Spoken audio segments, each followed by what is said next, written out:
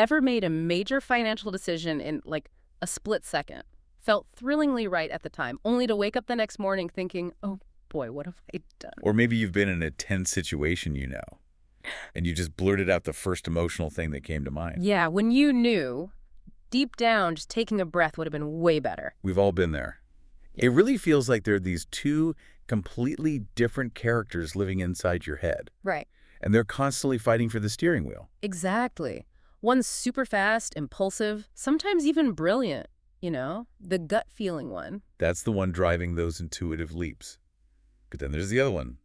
Slow, deliberate, hyper-logical. And honestly, sometimes it feels like it takes a huge amount of effort just to get that one to wake up and pay attention. It's this fundamental conflict, really, right at the heart of how we think. So for today's deep dive, let's maybe set the stage with a classic pop culture clash. You've got that fast, impulsive hero, always reacting, not thinking, like Han Solo shooting first, right? Or maybe a hot-headed Jedi just charging into battle without a plan. Right. And then on the other side, you've got the slow, methodical, hyper-logical strategist, the one who needs all the data, analyzes everything. Thinking Spock from Star Trek. Very logical. Or even Batman, someone who relies completely on planning, preparation, logic. So the big question is, which one of those decision makers is running your life right now? It's the essential question, yeah. And today, we're going to unpack this really influential framework from modern cognitive psychology that helps explain this tension. We're talking reflective versus reactive brain. And this deep dive, it's built on a pretty extensive look at the literature, decades of research into what are called dual process theories. Basically, the idea that our minds operate in these two very distinct modes. And when we talk about nailing down these ideas scientifically, the history is actually pretty clear, isn't it? Absolutely. I mean, philosophers have talked about intuition versus reason for centuries, obviously. But the scientific formalization, it really came together with the work of Nobel laureate Daniel Kahneman. Thinking Fast and Slow. That book was huge. Huge. He synthesized decades of research, a lot of it done with his longtime collaborator Amos Tversky, looking into heuristics and biases. And that book, it really established this System 1, the reactive one, and System 2, the reflective one, as the main way we now understand human judgment and choice. Okay, so our mission today is to go way beyond just the textbook definitions. We're going to break down what these two systems actually are. We'll explore the neural hardware. Where do they actually live in the brain? And identify the traps, right? Yeah. The systematic, predictable errors that System 1 sets up for us all the time. And maybe most importantly, look at proven strategies, things like mindfulness, that you can actually use to train that slower, deliberate system too. So you can get it to take the wheel when the decisions really matter, high-stakes situations. Exactly. Okay, let's really unpack this core framework then, because understanding the characteristics of each system, that feels like the key to understanding your own decisions. It really is. Yeah. So System 1, reactive, intuitive. System 2, reflective, analytical. That's the main split. And the literature, it consistently defines them based on how much energy they use and how fast they are. That's the core distinction, yeah. Think of it maybe like a sports car versus a big dump truck. Okay. Both get you where you need to go, Okay. eventually. But they use totally different amounts of fuel, and they operate at completely different speeds. All right, let's start with the sports car then. The speed demon, System 1, the reactive mind. System 1 is all about fast, automatic, and basically effortless processing. It just runs. Effortless. Completely. It operates largely outside your conscious awareness. You don't decide to engage System 1, it just happens. Like what? Give me an example. Like reading the word cat on a page. Yeah. Or knowing instantly that 2 + 2 = 4. Right. You don't think about it. No conscious resources needed. It's instantaneous. Sounds incredibly efficient. I mean, our brains are processing constantly, so we must need that. It's the ultimate efficiency tool, really. Its operating system, it relies heavily on pathways we've already built up, learned associations, and these things called heuristics. Mental shortcuts. Exactly. Mental shortcuts we've perfected over a lifetime. And because it's so fast, it has this huge processing capacity. It handles the vast majority of information we encounter every single day, especially in familiar situations. Okay, but what about the feeling side? Crucially, System 1 is deeply influenced by emotions. And it's very context dependent. Like if you hear a sudden loud bang, You jump. you jump. Or flinch before you even consciously register what the noise was. That immediate, maybe life-saving fear reaction pure System 1. So System 1 is our efficient default mode. It works most of the time. Mhm. What's the catch? What's its big vulnerability? Its greatest weakness is probably its inflexibility. It's really, really difficult to change through conscious effort. How so? Well, think about an ingrained bad habit, say Yeah. automatically reaching for your phone the second there's a lull in conversation. Right. It takes this monumental, almost painful effort, driven entirely by System 2, to stop that automatic loop. Like fighting against a current. Precisely. We mentioned thinking fast and slow before. Kahneman compares System 1 to the predictive text on your phone. Okay, I like that analogy. It's incredibly fast, gets the job done maybe 90% of the time. But if you don't pause, stop, and actually check what it's suggesting. You can send some really embarrassing or just plain wrong messages. Exactly. Which brings us to the other player, the potential savior, maybe? System 2, the reflective mind. This is the one we usually think of as being us, right? The one consciously in charge. We tend to identify with it, yes. Yeah. And System 2 is defined by pretty much the opposite traits. It's slow, it's controlled, and it demands effortful, deliberate processing. So you have to consciously turn it on. You have to consciously allocate your attention, yeah. And you need to tap into your finite working memory resources. This is where you actually have to try. Yeah. You can feel the mental strain when System 2 is really engaged. And how does it analyze things differently from System 1's shortcuts? Instead of relying on those gut feelings or stereotypes, System 2 uses logical rules, systematic analysis, step-by-step reasoning. Sounds much more reliable. It can be, but that precision comes at a cost. And It has severely limited processing capacity.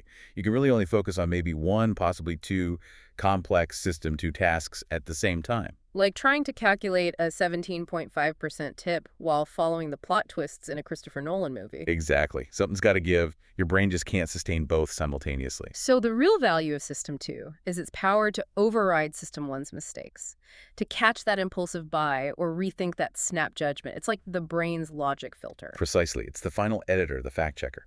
But, and this is crucial, System 2 is incredibly fragile. Fragile how? The research is really clear on this. It's highly susceptible to disruption by anything that drains your cognitive resources. Like being tired or stressed. Stress, lack of sleep, fatigue, just general cognitive overload. They all instantly degrade System 2 performance. Think about it. When you're exhausted or stressed out, what happens? You revert to your most automatic, unexamined habits and reactions. You're literally too drained to turn on the reflective system. Exactly. You don't have the mental energy. So the key distinction the research makes is that these two systems are functionally separate. They need different resources, and they lead to very different outcomes depending on which one is running the show at any given moment. Okay, so we've talked about the theory, the psychology. Now let's get into the actual biology. Where does this stuff happen in the brain? Yeah, let's look under the hood. Neuroimaging research, like fMRI, has actually mapped these different ways of thinking to specific brain networks, right? It has, yeah. Which really validates this whole dual process idea as more than just a useful metaphor. These systems have actual physical addresses in your head. So where does the slow, deliberate, logical Vulcan System 2 hang out? Where is the reflective HQ?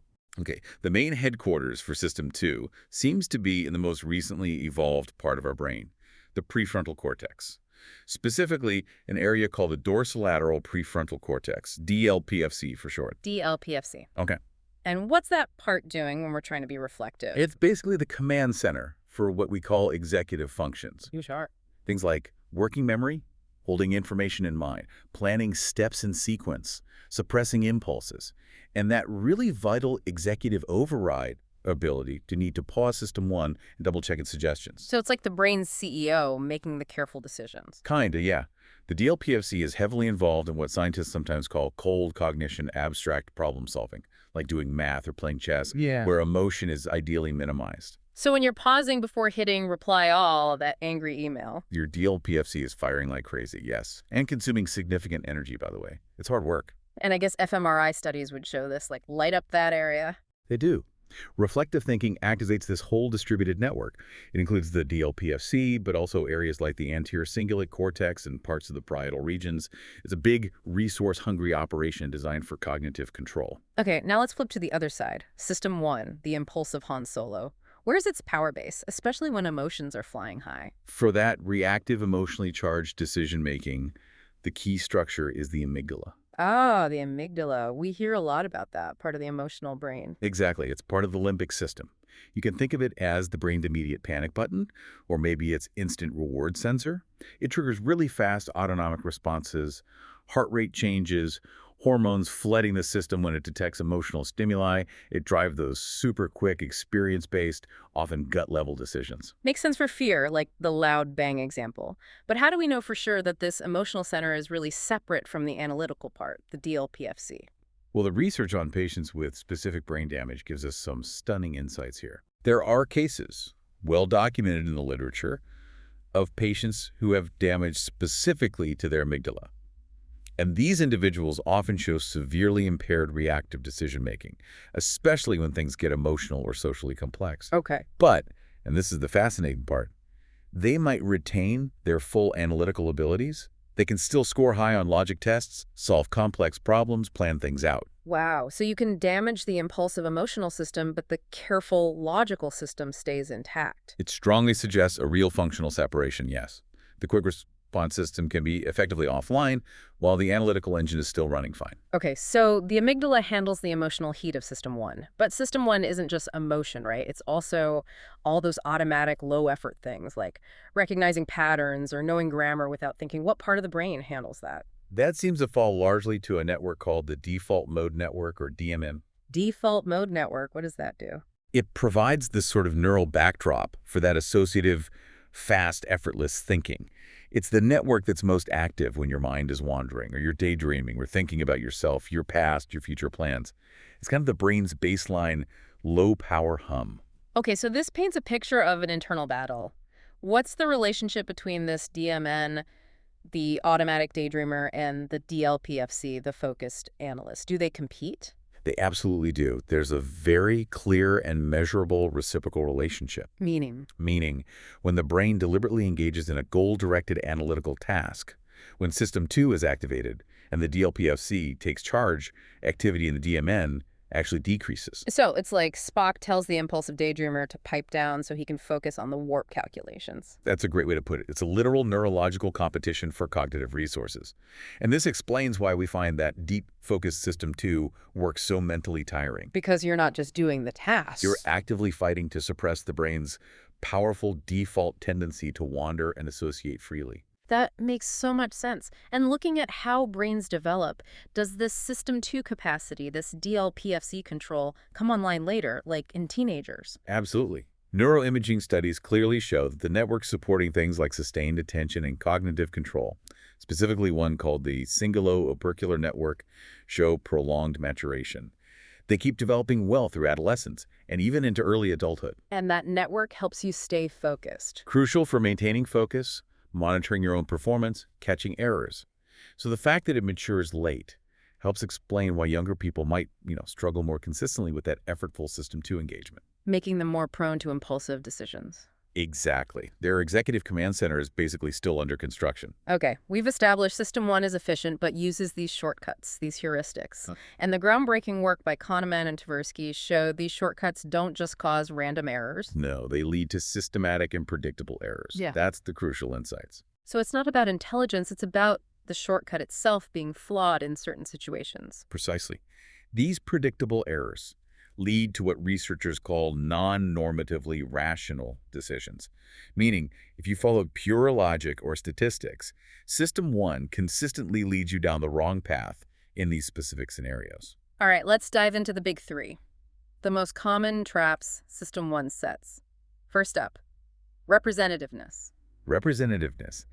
This is when we judge how likely something is based purely on how well it matches a mental prototype or a stereotype we already hold. And we ignore the actual odds. Often, yes. We ignore the base rates in the real statistical probability. Can you give us a classic example and make it really clear? Sure. The famous Linda the bank teller problem is perfect. Okay, imagine I tell you about Linda. She's 31, single, outspoken, very bright. In college, she majored in philosophy, was really concerned about discrimination and social justice. Now, which is more probable? A, Linda's a bank teller, or B, Linda's a bank teller and is active in the feminist movement. Instinctively, B feels more likely. The description fits that stereotype perfectly. Exactly. System 1 screams B because it's so representative of the description. But think logically for a second. Option B is actually a subset of Option A. Right. everyone who fits B must also fit A. Correct. So it's mathematically impossible for the probability of two things happening, bank teller A and D feminist, to be higher than the probability of just one of those things happening, bank teller. But our intuition, system 1, makes that mistake. Instantly. It goes for the better story, the better fit, and commits a logical fallacy. And this happens all the time, driving stereotypes, influencing who we trust, even affecting financial decisions based on a company's appealing story rather than its boring financial data. Okay, bias number 2. This is the one I feel like I'm swimming in constantly, especially with the news cycle. Availability. Ah, the availability heuristic. This means we estimate how frequent or probable something is based simply on how easily examples pop into our minds, how vivid or recent or easily retrieved the memory is. And the media plays a huge role here. Massive. Because things that are dramatic, emotionally charged, or heavily reported become very available in our memory, even if they're statistically rare. Give us some examples of how availability skews our judgment. Risk perception is a classic one. Think about air travel versus driving. Plane crashes are incredibly rare, but they're highly dramatic, vivid, get tons of media coverage. So they feel scarier, more likely. Right? System 1 overestimates the risk because examples are so easily available. Meanwhile, car accidents are vastly more common but less sensational, so we tend to underestimate that risk. Or think about performance reviews at work. Uh-oh. A manager is much more likely to remember and therefore overemphasize a really recent success or a really memorable failure rather than accurately assessing steady, consistent performance over the whole year. The recent vivid stuff is just more available. That makes uncomfortable sense. Okay, third major bias. This one feels like it runs the world of negotiation and sales. Anchoring and adjustment. Anchoring is incredibly powerful. It's our tendency to rely way too heavily on the very first piece of information we receive, the anchor, when making decisions. Even if that first piece of info is totally random. Even then. System 1 latches onto that initial number or value, and then crucially, we fail to adjust sufficiently away from that anchor, even if subsequent information suggests we should. How does this play out in, say, buying a car or a house? The initial asking price is a huge anchor. Even if you know it's inflated, your entire negotiation process tends to revolve around that first number. Your System 1 gets locked onto, say, $30,000 for the car, and even if you negotiate hard, your final offer might only adjust down to $27,000, when maybe the car's true market value is closer to $24,000. You didn't adjust far enough away from the initial anchor. And retail stores use this all the time with original prices versus sale prices. Constantly. Listing a high-wise price anchors your perception. Your System 1 sees the big number, making the sale price feel like a fantastic deal, even if that original price was never realistic. System 1 grabs the anchor, and System 2 just doesn't fight hard enough to break free from it. Okay, so these biases clearly show that just trusting our gut, our System 1, can lead us seriously astray from rational decisions. Given these predictable traps, how do researchers actually measure if someone tends to use System 2? How do they measure reflectiveness? The main tool for this is called the Cognitive Reflection Test, or CRT. CRT. What is It's it? usually a short set of questions, maybe 3 or so. And each question is cleverly designed to trigger an immediate, intuitively appealing answer that it's actually wrong. Ah, so it sets a trap for System 1. Exactly. Let's use the most famous CRT question. A bat and the ball cost $1.10 in total. The bat costs $1 more than the ball. How much does the ball cost? Okay, wait. My first instinct is 10 cents. Like, immediately. That's System 1. Fast, automatic, effortless, and wrong. Because if the ball is 10 cents and the bat is $1 more, the bat would be $1.10, making the total $1.20, not $1.10. Right. Okay, need to slow down. System 2, engage. So if the bat is x and the ball is y, x plus y equals y plus 1.10, and x plus y plus $1.00. You're doing it. You're engaging System 2. So y plus $1.00 plus y equals 1.10. 2y plus 1.10. 2y equals 1.1. Y equals 5 cents. The ball is 5 cents. Exactly. The ball is 5 cents and the bat is $1.05 for a total of $1.10. But to get there, you had to actively suppress that powerful initial 10-cent impulse from System 1. I really felt the effort there. That's the point. The CRT measures your willingness to exert that mental effort, to doubt your intuition, and engage in slower, analytical thinking. And why is doing well on this simple test so predictive of other things? Because performance on the CRT consistently predicts a whole range of important outcomes. People who score higher on the CRT are demonstrably more resistant to the very cognitive biases we just talked about: representativeness, availability, anchoring. So they're less likely to fall into those traps. Yes. They tend to make more rational, logically sound decisions in various experimental setups. It confirms the CRT isn't just about math. It's a reliable indicator of someone's general tendency to engage System 2 when their intuition might be misleading. Okay, so we know System 1 is the powerful default, prone to these predictable errors.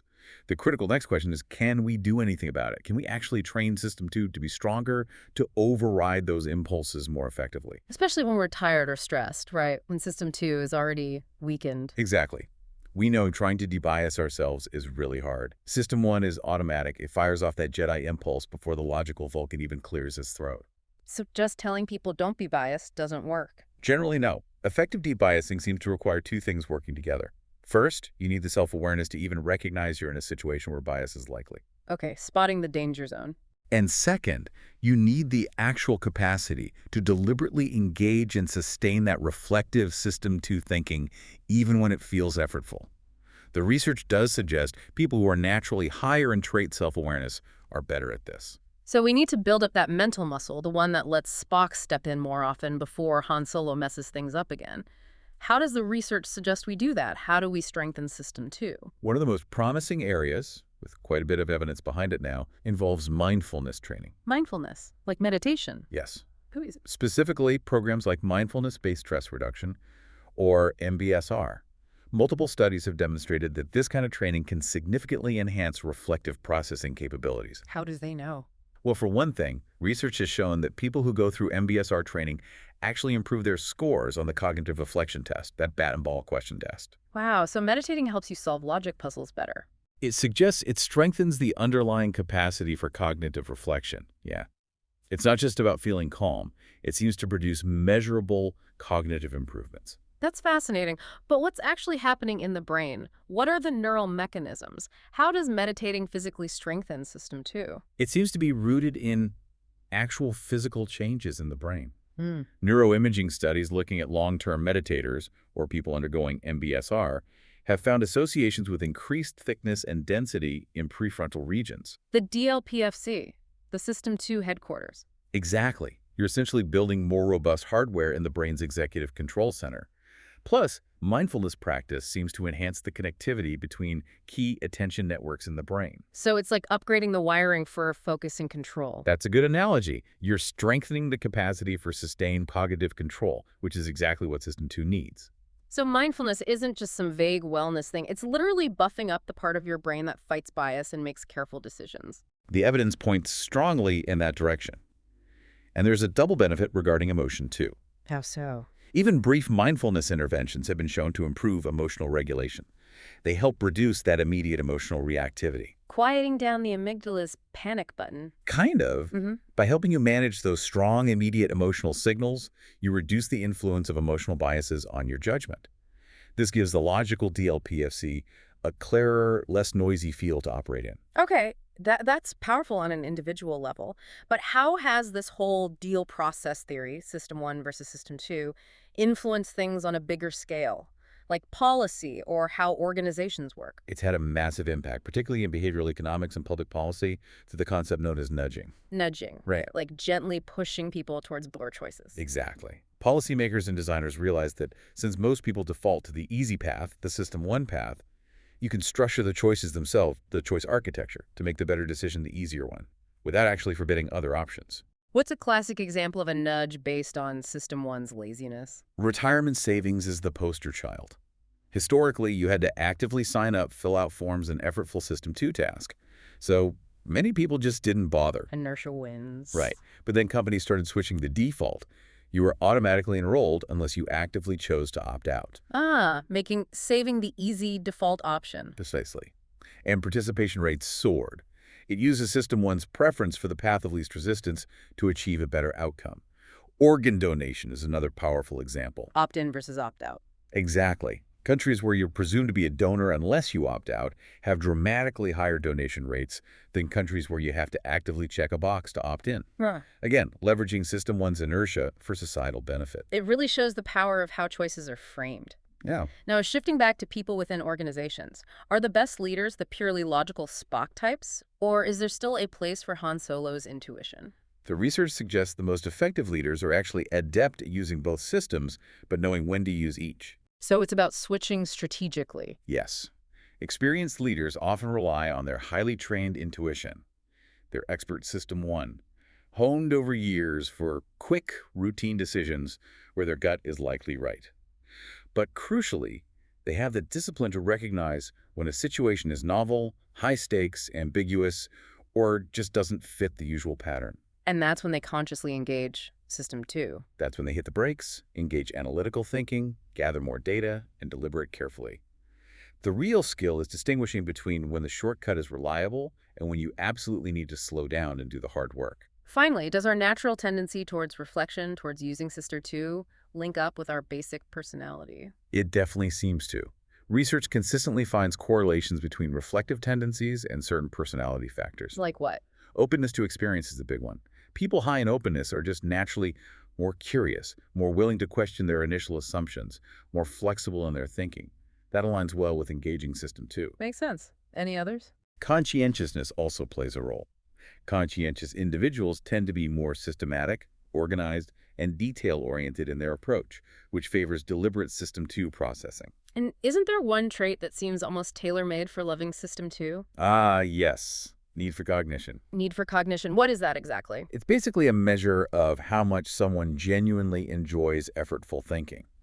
People high in need for cognition aren't necessarily smarter, but they like tackling complex problems. They enjoy puzzles, reading dense articles, planning things out meticulously. So they actually find using System 2 rewarding, not just draining. Exactly. Which makes them naturally more inclined to engage those reflective processes even when they're tired or stressed, compared to someone low in need for cognition who prefers to rely on intuition whenever possible. Hashtag Civil One. The nuances and future of the dual brain. Okay, we've built a pretty clear picture. Two systems, their brain locations, the traps they set, and even ways to train the reflective one. But science is never completely settled, right? This framework must have its critics or ongoing debates. Oh, absolutely. It's a powerful model, but it's not without its complexities and challenges. One area is definitely measurement. How accurately can we really measure which system is being used? It's tricky. Critics point out that measuring that switch, or even definitively saying an answer came purely from System 1 or System 2, is difficult. For instance, some studies use protocol analysis, where they ask people to think out loud while solving problems, like the CRT questions. And what do those show? They reveal that sometimes people arrive at the correct CRT answer, like 5 cents for the ball, through different routes. Maybe their intuition was just better trained, or they used a mix of intuition and quick checking, not necessarily a full, slow, deliberate override every single time. So the distinction might be a bit blurrier than just System 1 error, System 2 correction. It suggests it might be more nuanced, yeah? Yeah. Perhaps less like a strict competition and more like a dynamic interaction? So it's not always Spock slapping the controls away from Han Solo, but maybe they're, I don't know, negotiating the flight path together sometimes. That's a good way to think about it. The emerging view is leaning more towards dynamic integration. Maybe System 1 rapidly generates a few possibilities, and System 2 acts more like a quick evaluator or editor, rather than having to build the solution from scratch every time. Okay, that makes sense. What about the lab versus real life? Do these controlled experiments really capture how we make decisions out in the messy world? That's the huge question of ecological validity. Critics rightly argue that lab studies, often using somewhat artificial dilemmas with no real stakes, might not fully capture decision-making complexity in the wild. Because in real life, you have. Intense time pressure, huge emotional stakes, social consequences, reputation effects. All these factors massively influence which processing mode we select in ways that are hard to replicate cleanly in a lab. Your brain simply behaves differently when you're taking a test versus facing a genuine threat or navigating a complex family argument. So, given these nuances, what are the big unanswered questions? Where does the research need to go next? Well, a major priority is getting a better mechanistic understanding of the system switching itself. How the brain decides whether to use System 1 or System 2. Exactly. We know where the systems roughly are, DMN amygdala versus DLPFC, but we don't fully understand the precise neural triggers and cognitive calculations that make the brain shift from fast intuition to slow deliberation. How does the brain decide if the extra effort of System 2 is actually worth the potential gain in accuracy? What's the cost-benefit analysis happening unconsciously? We know the what and where, but not the how of the switch. Pretty much. Second, we need more comprehensive frameworks for understanding individual differences. Moving beyond just saying some people are more reflective. Right. We need models that can better integrate someone's cognitive abilities, their personality traits like need for cognition or openness, and the specific context of the decision to predict when and why a particular person will engage System 2. It's not just about disposition. It's about the interaction of person and situation. And finally, you mentioned earlier this research might be a bit limited in scope. Yes, there's a significant gap when it comes to cross-cultural variations. Most of this research has been done in Western, educated, industrialized, rich, and democratic so-called weird societies. And culture might influence how these systems operate. It almost certainly does. Cultural norms could shape the development of reflective skills, the specific heuristics people rely on, or even the social value placed on quick versus deliberate decision-making. We really need more research to understand if this framework applies universally or if there are important cultural nuances we're missing. That's a big gap. So as we wrap up this deep dive into the reflective and reactive brain, drawing from this really rich body of literature, let's try to distill it down to maybe 3 core takeaways for you. Okay, key takeaway number 1. Remember that internal duality. Your judgment is constantly shaped by this interplay between the fast, automatic, effortless, and often emotional System 1 think amygdala and default mode network. And the slow, logical, effortful, and fragile System 2, that's the executive control center in your DLPFC. Key takeaway 2. It's all about a trade-off. Efficiency versus accuracy. System 1 gives you speed, essential for navigating most of life, but it's prone to those systematic biases, judging by representativeness, availability, or getting stuck on anchors. And System 2 is the crucial tool for overriding those biases, for achieving logically sound, rational decisions. We see that capacity measured, imperfectly perhaps, but measured by things like the cognitive reflection test. And finally, key takeaway 3, and maybe the most hopeful one, you can train your brain. Cognitive control isn't fixed. Right. Interventions like mindfulness-based stress reduction, MBSR, provide compelling evidence that you can actually enhance your capacity for reflection. You can strengthen those prefrontal circuits involved in deliberate thought and attention control. It's like building mental muscle. It really is. So the big picture here isn't about trying to eliminate System 1. That would be impossible and undesirable. You need its speed for survival and everyday functioning. The real challenge is optimization. Exactly. It's about developing the wisdom to understand when the stakes are high enough or the situation tricky enough to justify engaging the demanding, effortful processes of System 2. It's about knowing when to trust your gut and when to deliberately slow down and think it through. That's the path towards better judgment and choice. Which brings us right back to that fragility of System 2 we talked about. So here's a final thought to leave you with.